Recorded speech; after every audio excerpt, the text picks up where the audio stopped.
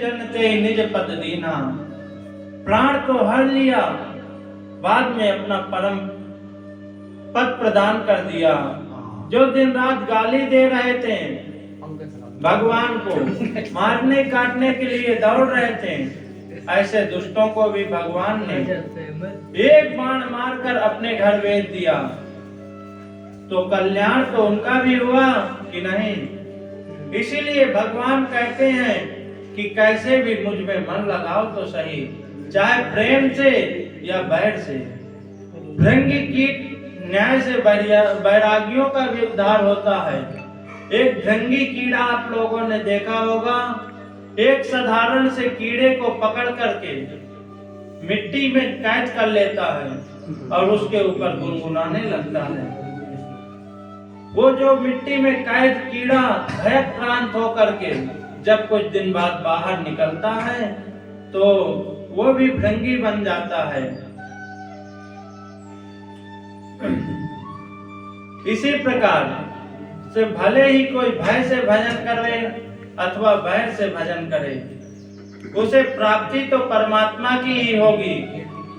काम क्रोध भय आदि ये अच्छी वृत्तियां नहीं, परंतु ये वृत्ति भी यदि परमात्मा से जोड़ दिया जाए तो कल्याण का साधन हो जाता है, कल्याण का साधन बन जाती है।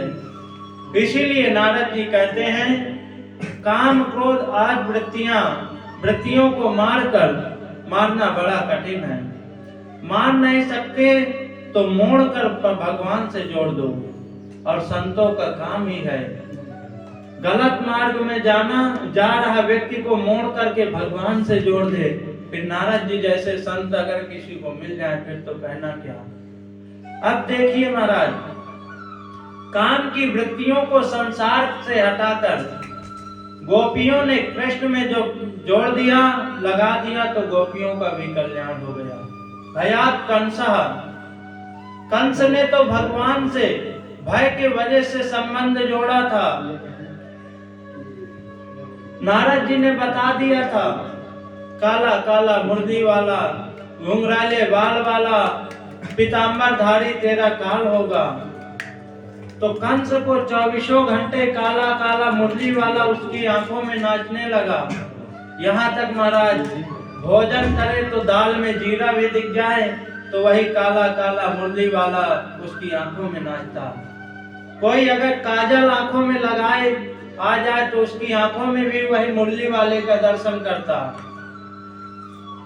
शिशुपाल का तो नियम था, जब तक भगवान को 100 गाली न दे दे, ना सुना दे, तब तक उसका भोजन ही हजम नहीं होता था।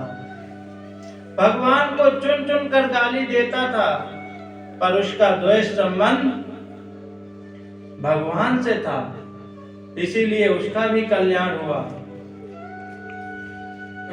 एक दृष्टांत यहाँ पर सुखदेव जी देते